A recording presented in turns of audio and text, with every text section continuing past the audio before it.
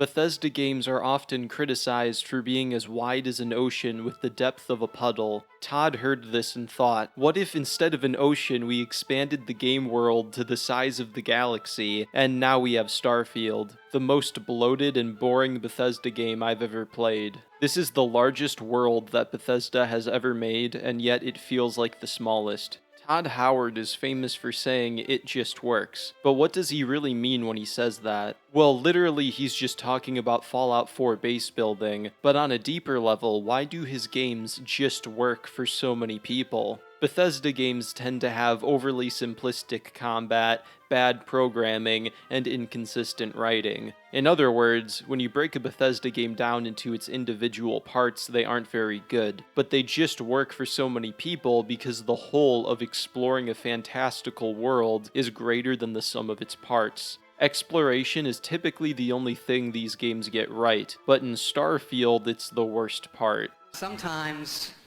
it doesn't just work.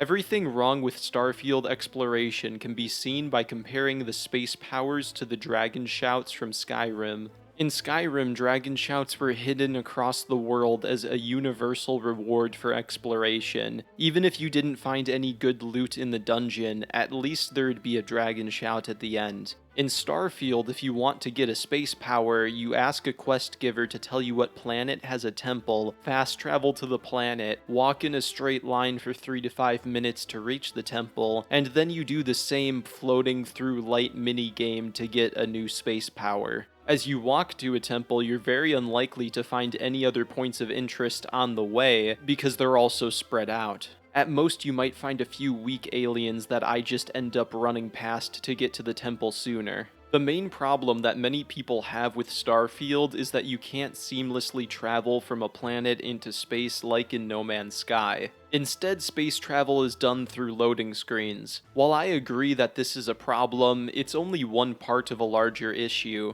Not only does loading screen space travel suck, but planetary exploration is so boring that it might as well be another giant loading screen that only leads to randomly generated, generic, boring content. It's so bad that most players will just ignore exploration outright, essentially removing the open world from the Bethesda game. If you want to explore, you'll have to go to your menu, zoom out of the planet, zoom out of the star system, navigate to a correctly leveled star system and fast travel. Then you watch a loading screen, a landing animation, and walk in a straight line for 3 to 5 minutes until you reach a point of interest. Unfortunately, none of these points of interest are interesting. At best, you'll find a copy-pasted pirate camp, and at worst, you'll find a planet trait, which is useless unless you're trying to fully scan a planet, or a cave with a few alien enemies and basically nothing in it. Very rarely I would find side quests on the planets, but these were all randomly generated and boring. I might find someone asking for help back to his ship, then I'd walk with him for a few minutes and the quest would be over.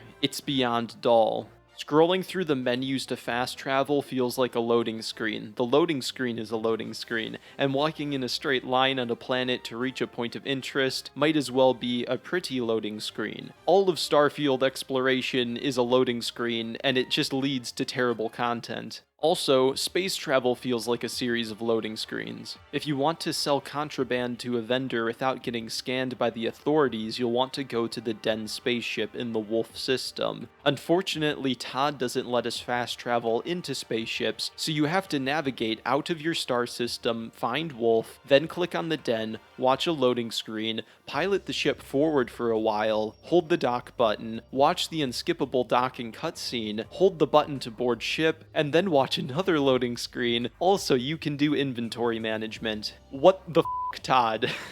They also don't let you fast travel to the vendors in the main city of New Atlantis, so you have to walk to the elevator every time to reach the elevator loading screen that leads to the well. So space travel is blocked by loading screens, planetary travel is one giant loading screen, selling to vendors is a big loading screen, and reaching the destination for each quest by walking through the same city over and over again might as well be another loading screen. Also, Todd decided to have a realistic inventory limit of 140 pounds that barely improves as you play the game. If you surpass the limit, you can't fast travel and will eventually lose oxygen and take damage. This means you'll constantly be staring at more screens to do inventory management with your companion and spaceship, but for some reason the starting spaceship has an inventory limit of 450 pounds. The spaceship probably weighs about 10 tons or something, but the cargo limit is 450 pounds. Even though I'd only pick up rare items, med packs, and ammo, I'd still have to go to vendors after every large dungeon. But the problems with exploration don't stop there, because in a domino effect, bad exploration also means that the side quests and cities suck too. The point of a city or town in a Bethesda game is to push players out of the city and into the open world to complete quests. While on the journey to completing the quests, the player might find dungeons, towns, characters, enemies, or additional quests. This is the exploration-fueled Bethesda gameplay loop that so many people love. In Starfield, exploration sucks, and the game designers know it, so the vast majority of side quests don't push you out to explore, but keep you trapped in the city. This means that most side quests are dialogue-heavy fetch quests. Oddly enough, the beginning city of New Atlantis has the worst batch of side quests. Many people recognize that the first 12 hours of Starfield is the worst part of the game, and I think the crap side quests in New Atlantis are largely to blame. In one side quest, I walk a guy to a store and buy soup. In another, I collect bulbs by trees for research. A third one has me asking people to go to church. None of these side quests have any interesting twists, dialogue, or combat. I'd have more fun doing side quests in an MMO, and that's really saying something. The best side quests in the game are in Neon, but they're still not great. Since Neon is a crime-filled city, you'll sometimes find yourself in combat, so it's a bit more exciting, but it pales in comparison to traditional Bethesda exploration. Since side quests are the only meaningful thing you find for exploring cities, and most of them suck, that also makes the cities suck. I'll go into more detail later, but the faction questlines and main story are also poorly paced. There's way too much fast traveling around planets to talk to people, and the massive walls of dialogue this game presents isn't nearly good enough to make up for the lack of exploration and combat in the quests. So what am I getting at here? What's the point of me complaining about everything? I do not hate every part of this game, I'll talk about the positives later, but I'm trying to explain how Starfield's flaws go beyond too many loading screens. Fundamentally, the entire Bethesda gameplay loop is completely in this game in every conceivable way. Space travel is boring, planetary exploration is boring, and many side quests are boring, which makes the cities boring. This means that what most players will do in Starfield is just rush the faction quest lines since everything else isn't very good, but those quests are full of mediocre dialogue and don't lead to combat enough, so the gameplay loop is still when you're doing the game's best content. Many people are saying that the main issue with Starfield is that it's just another Bethesda game that didn't evolve in any meaningful way. I wish this statement was true, but I do not agree with it. Starfield is the de-evolution of Bethesda. It's a regression. I fully believed that Starfield would not live up to its insane hype, but I'm baffled that it came out this bad. So why is Starfield so massively flawed? The way I see it, Bethesda is all about creating fantasy simulators that give the player complete freedom. Of course, they are never able to achieve this perfectly, but they do a good enough job for most people. Todd Howard wanted to create a game that was about his own fantasy of living in the future as humanity was colonizing new planets. Todd himself stated that he didn't want to have too many points of interest too close together on planets because it would feel too gamey. Todd Howard is also quoted as saying, "Everyone's concerned that empty planets are going to be boring, but when the astronauts went to the moon, there was nothing there. They certainly weren't bored." Todd was so caught up in the fantasy of a semi-realistic space exploration game that he forgot to make the game fun. Exploring barren planets just isn't fun no matter how realistic it is. This is probably why the player can only hold 140 pounds at the start of the game. It's supposed to be realistic, even if it isn't fun. Except for the spaceship cargo, that just doesn't make any sense. I know I sometimes come across as a bit too negative on this channel, but I don't enjoy shitting on someone's dream project. However, I also have to be honest and say that I didn't enjoy the majority of Starfield. So how do we fix Starfield? Well, there's the easy way, and then there's the hard way. Let's go over the hard way first, which would be making 1,000 planets interesting to explore. The first thing we need to do is make the points of interest spawn much closer together so you can find stuff on the way to other locations. They could also add vehicles to make exploration faster, and while this would help exploration, it wouldn't fix the main issue. I want to find combat and side quests on the way to distant locations, so a higher quantity of locations is needed. Also, every time you land on a planet, you can only explore so far before you hit an invisible wall, and having a vehicle would reveal just how small the explorable area really is. The second and more important fix for exploration would be to include more quality handcrafted side quests on planets. Although this is extremely important, it's also kind of impossible. When you land on a planet, you want to have quality content in every direction, and maybe some filler combat on the way to get into the Bethesda gameplay loop. So let's say you land on a planet and 3 to 4 high quality quests spawn, only for the player to find one good quest and then leave the planet forever. Should Bethesda delete the high quality locations from previous planet maps and respawn them on new planets? What if the player wanted to re-explore a previous planet to see if they missed something, but they despawned the high quality quests to go somewhere else? And even if they did this, eventually you'd just run out of high quality quests because the player would just do all of them, but at least until that running out point, exploration could be better. The whole point of this game design rant was to show how there's no real way to make exploration interesting on 1,000 planets. Although they could have done a much better job with making randomly generated planets interesting, there's no real way to fix Starfield and make it as good as past Bethesda titles without reducing the amount of explorable area.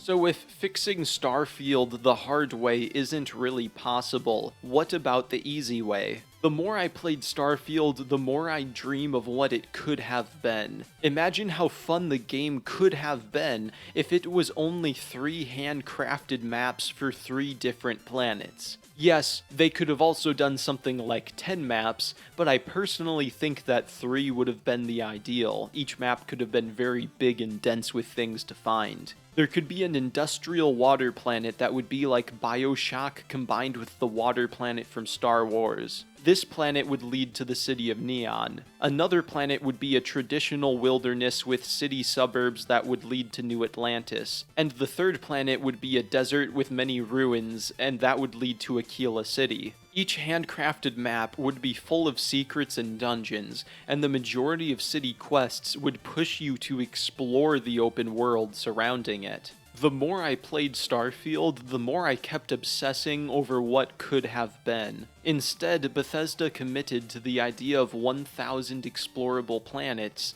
and the game is 1,000 times worse off for it.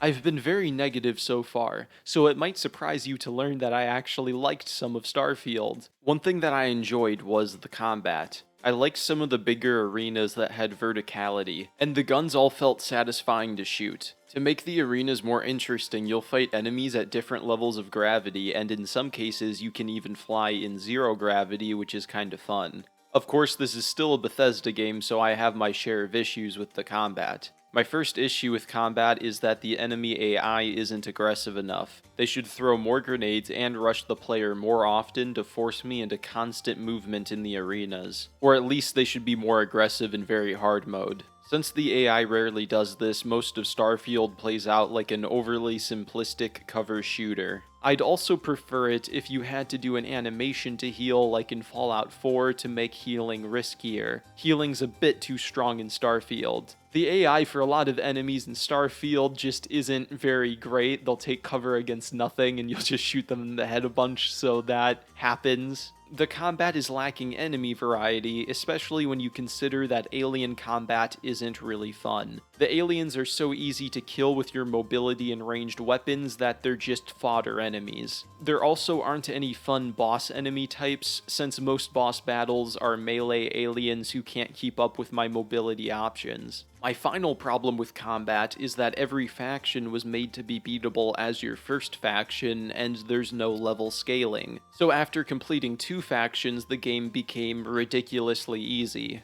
I understand why level scaling an entire world like in Skyrim or Oblivion is problematic, but I really think that faction quests and maybe enemies and side quests should have level scaling so that it doesn't become too easy. Of course, there is one more issue with combat that is actually more important than all of the others. Just a tiny amount of combat will lead to inventory management, so my favorite parts of the game quickly leads to my least favorite part of the game. Despite my many issues, I still had fun with the combat in Starfield. I like the boost pack, I enjoy weapon switching, all the guns feel satisfying to shoot, and the combat arenas present a fun challenge. This is why it sucks so badly that I rarely got to engage in combat. Side quests, faction missions, and exploration did not get me into fun combat encounters nearly enough of the time. Far less than previous Bethesda titles. Instead, I was just wandering through the cities talking to people most of the time. And although Starfield has the largest cities of any Bethesda game yet, they also feel like the smallest, just like the rest of the game. There's hundreds of lifeless NPCs walking in a line with no real purpose. Another reason why the universe feels so small is the lack of human settlements. There are the 4 major cities of New Atlantis, Sidonia, Aquila, and Neon. Outside of this, there's a couple of buildings here or there, as well as some randomly generated human settlements, but those human settlements are really small, and it's just really lacking substance. It's awkward to see the skyscrapers of New Atlantis surrounded by mostly wilderness. Why did they feel the need to build vertically when 99% of the planet is barren? If all of this content was in one or maybe a couple of maps, it would be really impressive, but separated by loading screens over 1,000 barren planets, the universe doesn't feel believable. The cities are also separated by tons of loading screens, which makes them feel even more artificial. It's really weird how Starfield is the only game I've ever played that requires an SSD card to be played on, and yet it requires more loading screens than more impressive looking games do on a hard drive that were released many years ago. One more thing to note, the game launched without any maps for cities or anything in the game. This makes finding vendors much harder. This isn't even in my top 20 issues with the game, but it sure is stupid. The last negative thing I'll cover in this section of the video are the bugs. This is a Bethesda game, so how many glitches you encounter will be extremely variable. For me, it wasn't that bad. The worst glitch I found was how at one point in the game, exiting containers and chests started causing a giant thing to appear on the screen. I think this is an unwrapped gun texture, but I'm not sure. Once this glitch occurred the first time, it would always come back, so it was really annoying. Outside of this, the only other annoying glitches that everyone will experience is dialogue jank. Overall, this is probably one of the least buggy Bethesda titles, and if I was to list out the game's top worst issues, bugs wouldn't even be there, but there are bugs, because it's a Bethesda title.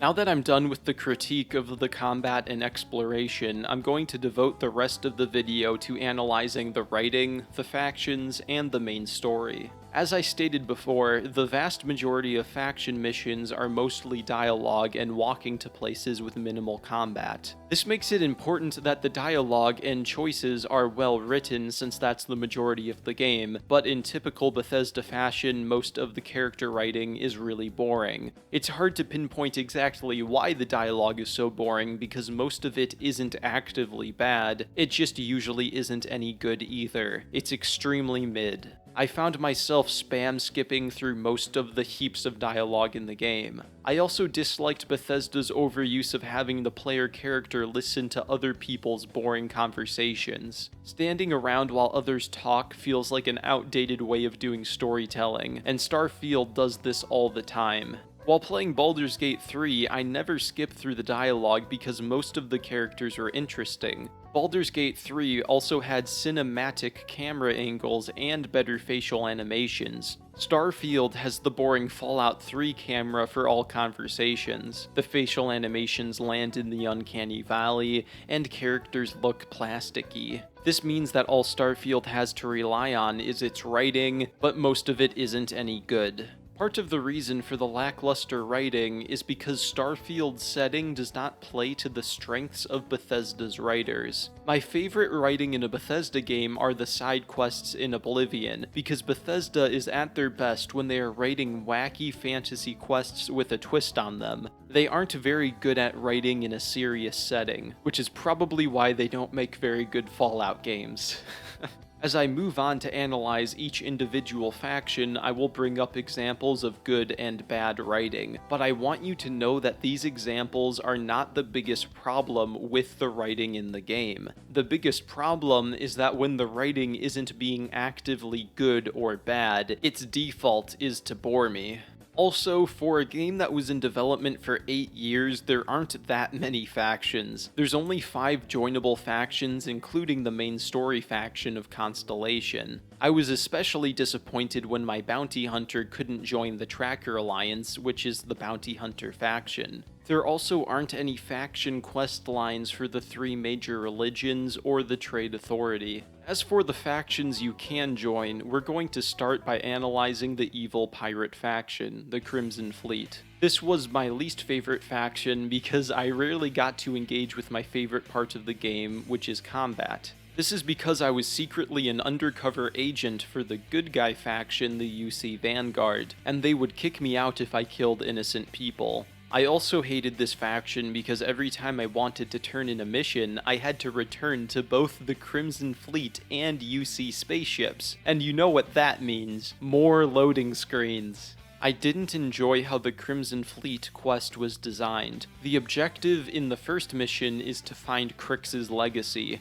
Crix is the founder of the Crimson Fleet pirates, and his lost treasure was never found. While this is a cool setup for a side quest, the issue is that it's the only main objective for the entire length of the faction until the battle between the UC and the Crimson Fleet. It gets boring when every single mission in a faction is all about slowly moving towards one goal. I'd prefer it if there was another main objective that takes 3 to 4 missions to complete, like defeating some villain or something, that could lead into Crix's legacy so that there's some momentum in the quest design. I also think that the worst written side quest in the game is in the Crimson Fleet. It's so bad that I actually think it's funny and I kind of like it. I'm trying to steal a prestigious and expensive award without killing anyone, so I walk up to the person whose job it is to deliver the award. The woman is dismissive of me because she is very busy, and for some godforsaken reason, the game allows me to persuade her into giving up the diamond-encrusted award. She goes from being angry at me to saying, "Just take the damn thing already." Why would she do that? She's getting paid to give the award away. I'm not offering her any money to give up the award. I'm also not threatening her. Why would I even be allowed to persuade someone out of doing their job and into illegal activity for no gain? How is this writing? Please let me know if your voyage is unsatisfactory. Anyways, after doing a bunch of mediocre dialogue, you're able to enter the ship where Crix died with his money. This is the best part of the faction. There's actually combat now with the robots, and after you get Crix's legacy, there's this really cool Metroid-esque escape scene where the spaceship starts exploding and robots try to kill you as you leave it. This was really fun. If you stay too long, you'll lose oxygen and die, which means you're on a real time limit to escape. Once you escape the ship, you have the choice to give Crix's legacy to either the UC Vanguard or the Crimson Fleet, and I chose to be a good boy and side with the Vanguard. This led to another part of the game that I hated, which is space combat. It's slow, tedious, and has no real skill for outplaying opponents. Space combat desperately needs a barrel roll or something to give you a way to outplay opponents with higher stats. You can't even boost out of enemy fire, you just die. Space combat really is just hit trading with ships until the bigger man wins, and if you want to win, you have to invest a crap ton of money in your ship and skill points into piloting, which is what I did later, or you can just lower the difficulty. After beating the enemy spaceships in easy mode, I switched back to very hard mode, and I found the gunplay to be easier in very hard mode than the space combat in easy mode, and I had even bought some things to improve my ship and had ship healing items. The terrible balancing is also a real shock because this was the first faction I beat, and I was in very hard mode and I still found the gunplay too easy. Moving on to the end of the faction, I wanted to kill the Crimson Fleet leader Delgado. Once I talked to him, he insinuated that he was going to blow up the ship soon, so I persuaded him into opening the doors so I could kill him quicker. Unfortunately, persuading Delgado to open the doors also causes him to go to prison, which turns him into an invincible NPC. There's a lot of invincible NPCs in this game, which made me miss the old days of Morrowind. So instead I loaded a save and just attacked him, and got to do a fun combat arena which ended with me killing Delgado. Although I enjoyed the final few missions of the Crimson Fleet, most of it was mediocre dialogue with minimal combat and a lot of loading screens. The Crimson Fleet is going to set a standard for every faction in the game that isn't the Vanguard of starting out really boring and only becoming somewhat good towards the end. Another faction that encapsulates this statement perfectly is the Freestar Rangers. Similar to the Crimson Fleet, there is only one goal that you are trying to solve for the entire faction, and the quest line doesn't become interesting until the end. But unlike the Crimson Fleet, the goal you're trying to solve is infinitely more boring. Mercenaries are trying to steal land from farmers. That's it. That's the hook for the entire faction. If this was an Elder Scrolls faction, the conflict with the farmers would resolve in the first quest before leading on to more interesting things, but not in Starfield. In the first Ranger mission, you're trying to help the farmers, and in the last Ranger mission, you're trying to help the farmers. The Rangers have the most boring writing of any faction in the game, but at least there's a good amount of combat, so I had more fun with the Rangers than with the Crimson Fleet. The writing starts to get interesting towards the end when I learned that one of the main villains was ex-military from the war between the Freestar Collective and the United Colonies. During the end of the war, the Freestar Collective almost won, but decided to sign a peace treaty with the United Colonies instead. The ex-military soldier had some pretty good dialogue about how the deaths of his friends were meaningless, because they weren't able to avenge their deaths and take down the United Colonies despite victory being within their grasp. This good dialogue with the ex-military soldier made me think of how much better the Freestar Rangers could have been if the farmer conflict resolved after 2 missions and led to the player discovering plans about a rebellion against the Freestar Collective. The ex-military soldiers would be trying to overthrow the government so they could continue their war against the United Colonies, and the final mission would be you defending Aquila City from the ex-military soldiers. It could be very epic.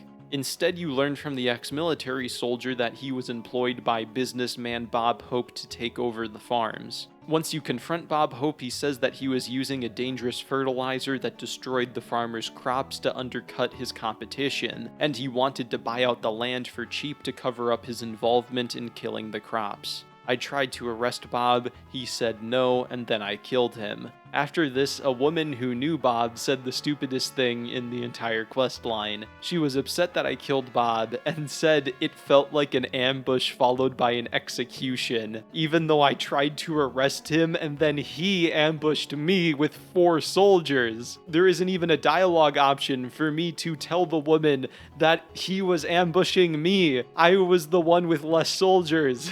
Either way, the twist that Bob Hope was the bad guy was boring and predictable. The moment I first met Bob, I literally thought, this uncooperative rich guy is obviously the bad guy, and then he was. The writing was beyond predictable. The best writing in the faction was the ex-military guy, and I wish his rebellion was the main conflict, not the farmers. The next faction is Ryujin Industries. I feel sort of mixed on this faction. The beginning of the faction feels a lot like Morrowind. There isn't a large overarching plot and you just do disconnected missions, which makes this faction feel like an actual job. I kind of enjoy the fantasy job approach to Morrowind's factions, but it also feels a bit outdated to not have a good hook for the first 5 missions of a faction. Still, I like this more than introducing a hook in the first mission that doesn't get resolved until the last few missions, like with the Crimson Fleet or the Rangers.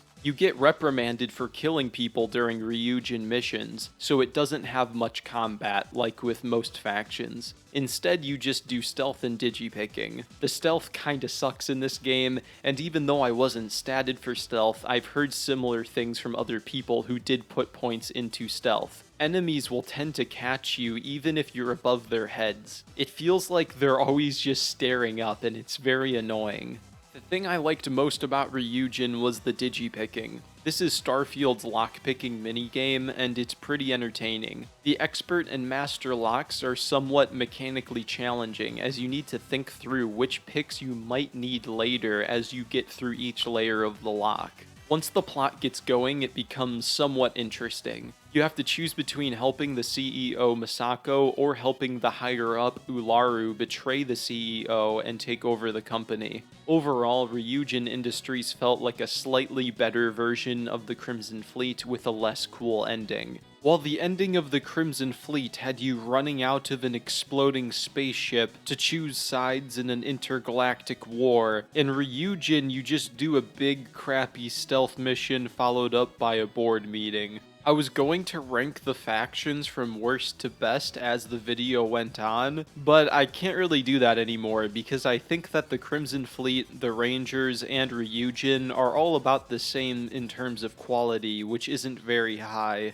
Although the Crimson Fleet probably would be better than the other two if you were a bad guy, since you'd get into combat more often. However, I think everyone is in agreement on what the best optional faction is in the game, the UC Vanguard. This is the only faction in the entire game that actually starts out interesting. You go on a mission to investigate an outpost on a planet, only to learn that it's been attacked by the most dangerous alien in the galaxy, the Terrormorph. You turn on the power at the base and lead the Terrormorph into a bunch of turret fire. It feels good to kill such a strong enemy at such a low level using the turrets. The idea of how the Terrormorphs are born presents a cool mystery. These creatures always exist around human colonies after they've existed for at least 70 years, but no one knows how they get there. They can mind control weaker humans into killing their friends, and when you fight a Terrormorph, they will give your character auditory hallucinations.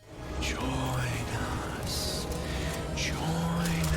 The Terrormorphs are a real threat because they once managed to take over an entire city in Londinian. Like the other faction quests, the main conflict remains the same from start until finish, but the threat of parasitic aliens taking over humanity is cool enough for me to care the whole time. There's also some interesting plot twists revealed along the way. Although I like this quest line, it's not all good. There was some particularly bad dialogue when I was talking to the leader of the United Colonies Council. I needed classified information that could help me defeat the Terrormorphs, but in the wrong hands aliens, it could be used to spread the terramorphs to enemy colonies as an act of terrorism. I want the information to continue the quest, and the leader of the council looks at me and asks me what I would do if I was in her position, hand over the information or not. So one of the country's leaders is hesitant to hand over sensitive information to a low-ranking Vanguard soldier in case he's secretly evil, and instead of letting me try to convince her, she asks me to tell her what to do. How is this woman even a leader? This is just really stupid writing. As the one who actually collected the sample in question, did this terramorph seem at all alarming to you? Luckily, the bad dialogue is interrupted by a terramorph attack. This leads to a cool event where you battle terramorphs in the city streets of New Atlantis as citizens flee in terror. At some point in the questline, you learn that Hadrian, the scientist who helped you defeat the first terramorph, is actually a clone of UC General Vae Victis. Vae Victis was a genius general who was cloned so that the UC could have access to more brilliant soldiers. After Londinian was taken over by terramorphs, he decided to bomb the city rather than evacuate it, murdering everyone within. For this, he was executed by the United Colonies government, but in a cool twist, I later learned that Vae Victis was not dead. He was too brilliant of a general for the UC to kill outright, so they faked his execution and let him stay alive in prison to help catch criminals, in case one day there was another war and his genius was needed again.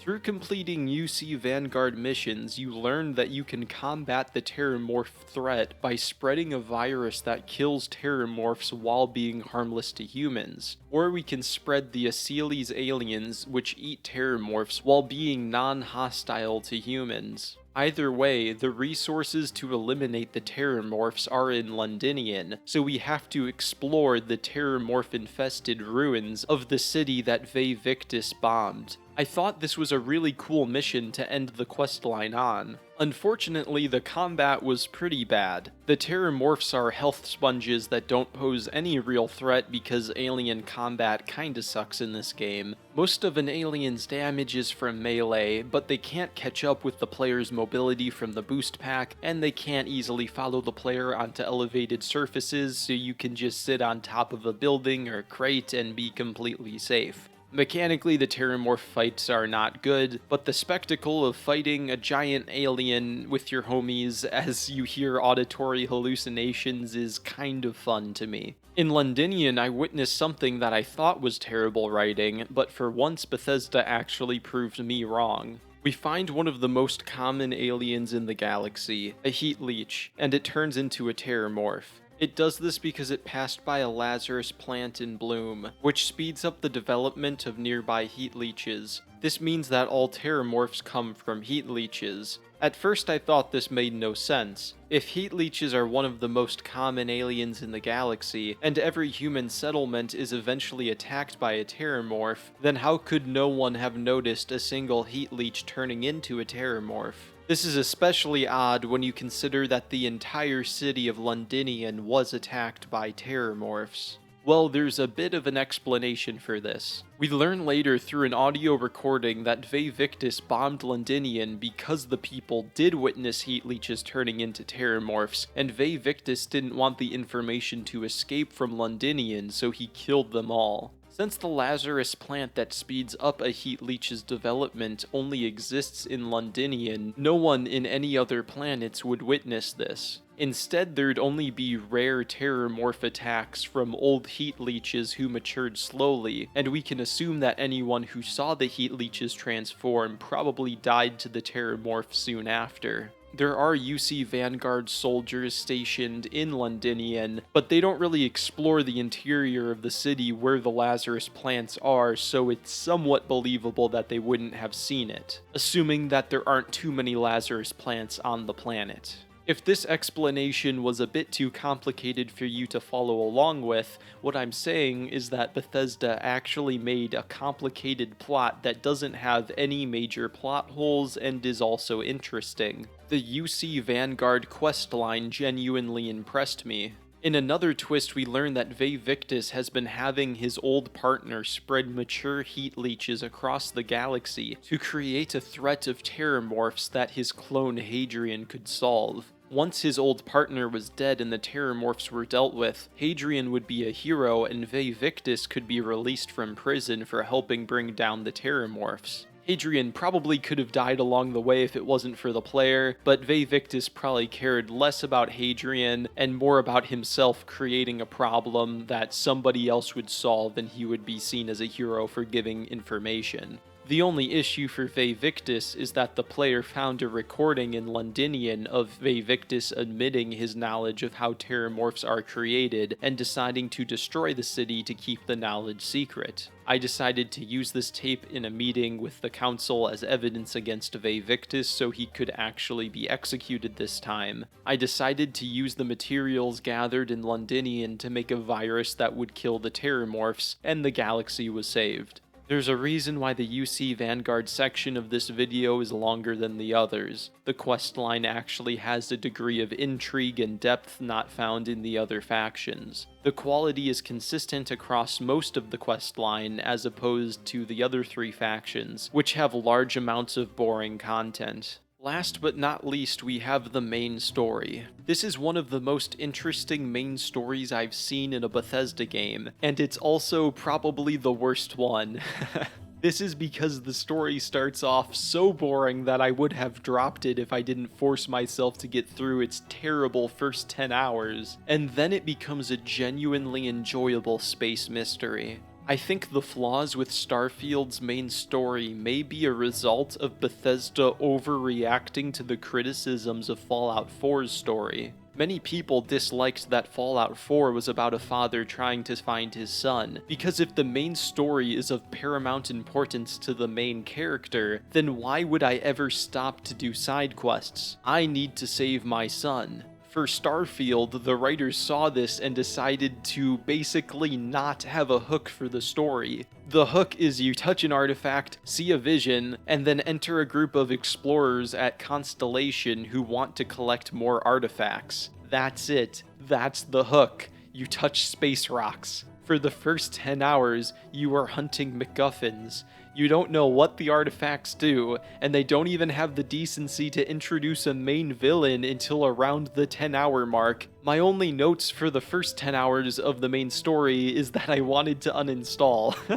I don't like the main story of Skyrim considering I never beat it, but at least that game had the decency to introduce the main villain and story hook right away. You are attacked by Alduin and then turn out to be the Dragonborn who's destined to defeat Alduin. I still dislike Skyrim's main story because I think it should take longer for you to kill a dragon and be known as the Dragonborn, and many main story quests are really boring. I prefer how Morrowind handled being the chosen one far more, with the slow rollout of powers. But hey, at least Skyrim's plot does the bare minimum. Starfield does not do the bare minimum. You are just collecting artifacts for 10 plus hours. Many people criticize Starfield for having a weak opening 12-ish hours, and when you do the main story first, it only gets worse. The story gets a bit better after you escape Neon and are met by the Starborn. This Starborn's name is the Emissary.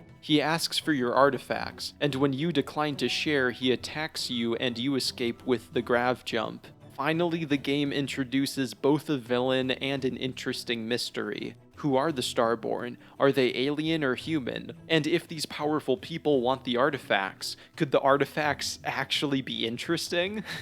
Later in the game, another Starborn called the Hunter attacks Constellation, and depending on if you defend Constellation's home base or their spaceship, a different companion will die. Every playthrough, the 2 different companions who could die will be different, which is kind of cool. For me, Sam Coe died. The developers have an entire funeral for the fallen companion, which really drove home the impact of their death. Later in the main story, you meet up with the Starborn who are having a meeting in their spaceship, and they invite you to attend. When you enter the Starborn spaceship, you are greeted by the 2 Starborn who attacked you previously, the Emissary and the Hunter. The Emissary reveals himself to be Sam Coe, the companion who died in the earlier quest. He explains how he is a different Sam Coe from an alternate universe who gathered all the artifacts and made it to the center of the universe, which turned him into a Starborn. Every Starborn is like the main character of their own universe, and every time they collect the artifacts and reach the center of the universe, they are sent to a new dimension where they'll have to recollect all the artifacts again in an infinite loop of collecting artifacts and going to the center of the universe. The emissary wants to control who gets the artifacts to keep the balance of power in check, while the hunter wants to gather all the power for himself. I thought this was a really cool twist on the story. I did have one issue with how this scene played out. The emissary and the hunter are having a meeting to discuss a peace treaty, even though they've never agreed to peace before in the countless times they fought over the artifacts. It doesn't make any sense to me why one of them didn't start using this meeting as an opportunity to ambush the other, since they've never agreed to peace before.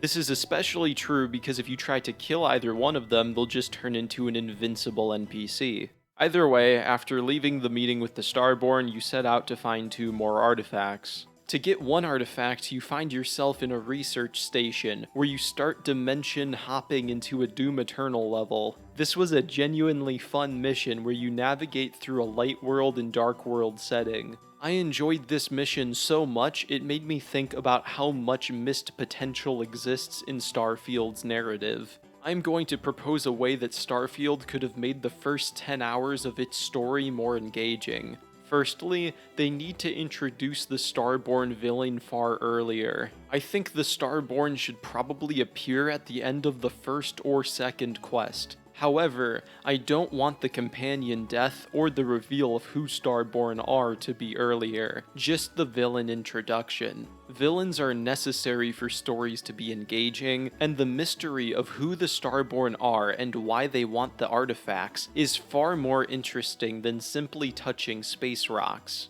After the Starborn are introduced, they should immediately have several dimension hopping missions. They could move the previously mentioned mission where you are caught between a research station and a dark world to be far earlier, but they could also change the plot so that the artifacts themselves create rifts in the multiverse. This would make every encounter with an artifact an opportunity for dimension hopping between worlds, and it would make so many of the missions so much more fun.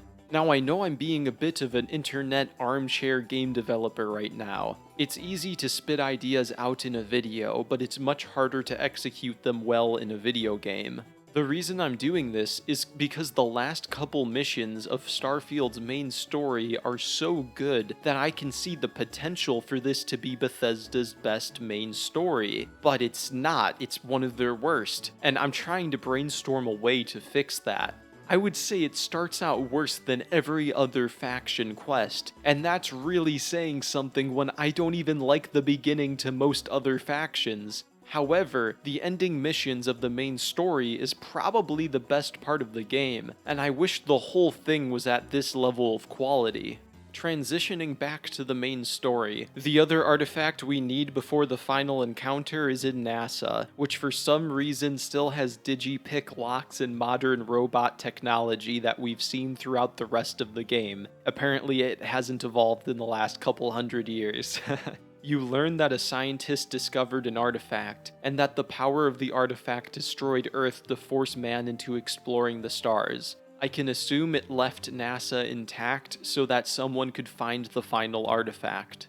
After you get the artifact, you are confronted by the emissary and the hunter. They ask you to choose who you are going to side with, but I wanted all the power for myself, so I betrayed both of them. This leads to a really cool final mission. As you approach the final artifacts, you find yourself dimension hopping to different points in the game. At one point, you relive the beginning of the game when you were a miner touching an artifact for the first time, and then later you find yourself in a parallel universe where you died to the hunter instead of your companion. You have a conversation with Victor as he holds your dead body in his hands, and you can either encourage or discourage him from collecting the artifacts. Once you reach the final artifact, you meet up with the emissary and the hunter, which results in the best part of the game. As you fight the Starborn, the room turns into zero gravity and you start to fly around. Eventually the screen fades to black, and you find yourself dimension hopping through the final battle.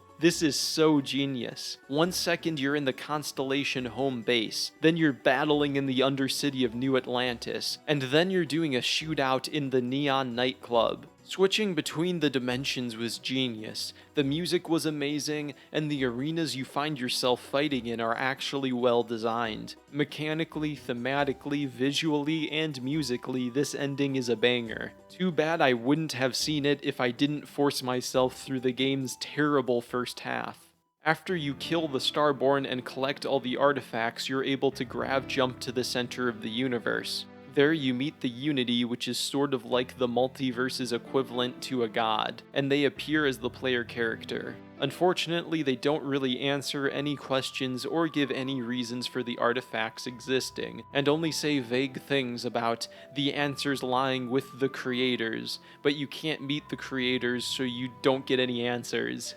The space visuals in this ending environment is really beautiful, and I also like how they did the epilogue. As you walk up to the different people next to you, the Unity explains how your choices will affect the future of the universe. You're given the choice to either leave the Unity and remain in your universe, or touch the center and become Starborn. If you become Starborn, you enter New Game Plus. You retain all your levels, skill points, and space power abilities, but lose all your items, money, and companions. You do get some cool Starborn armor and a Starborn spaceship. You can also meet up with Constellation and redo a sped up version of the main story as a Starborn, or redo the story in its entirety pretending to not be a Starborn. Of course, it's impossible for Bethesda to account for the player's knowledge of the future in every quest in New Game Plus, but the idea is cool nonetheless. Once you do enough New Game Plus runs, there are fun alternate realities you can find yourself in that I've seen on YouTube, such as a universe where another Starborn version of yourself is evil and attacked Constellation, or another universe where Constellation is entirely made up of different versions of yourself which became Starborn. Starfield's amazing final hours combined with its interesting New Game Plus idea made me really wish the game was better so that I'd want to replay it. Although I liked how the main story ended with the player entering an alternative universe, I unfortunately have to say that in typical Bethesda fashion, the plot doesn't make any damn sense. The main plot hole of this game is however the hell the emissary and hunter can even exist. They talk like a single consciousness, and both say they've been to the Unity hundreds of times, but that's statistically impossible, and I have the math to prove it. For the hunter to reach the Unity once, he has to collect all the artifacts and kill the emissary. They're both the same level, so we'll say he has a 50% chance to win. In reality, it's lower than that due to other Starborn and Constellation, but we'll make it easier for the hunter in the math. The hunter says he's been to the Unity hundreds of times, so we'll say he's won at least 200 times. His odds of winning 200 times are 1 in 1, followed by 60 digits or the number on screen.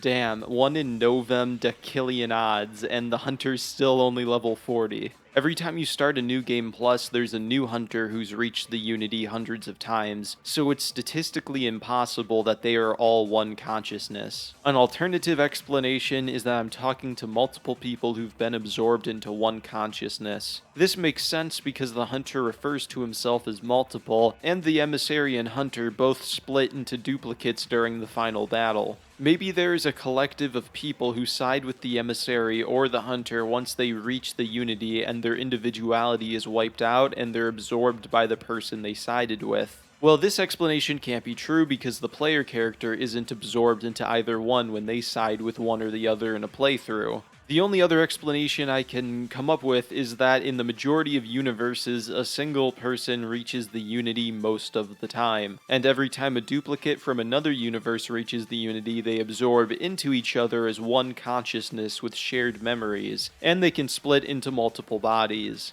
This doesn't happen to the player character because they're told they usually never reach the center of the universe, but think again because in some of the New Game Plus playthroughs you can literally meet the Starborn versions of yourself, and we don't all fold into one consciousness with clone powers. So how are the Emissary and Hunter doing that? If you want my honest answer, I don't think anyone at Bethesda thought as hard about their plot as I am right now. I don't think there is an underlying logic behind any of this. It doesn't make sense. Either they're an individual conscious that keeps reaching the unity and that's statistically impossible for the amount of times they say they did it, or they're a collective group of consciousnesses, but then how does that group form? There's no explanation, and none of the ones I can think of make any sense. The TLDR is Bethesda made an extremely complicated multiverse plot, but it doesn't make any sense.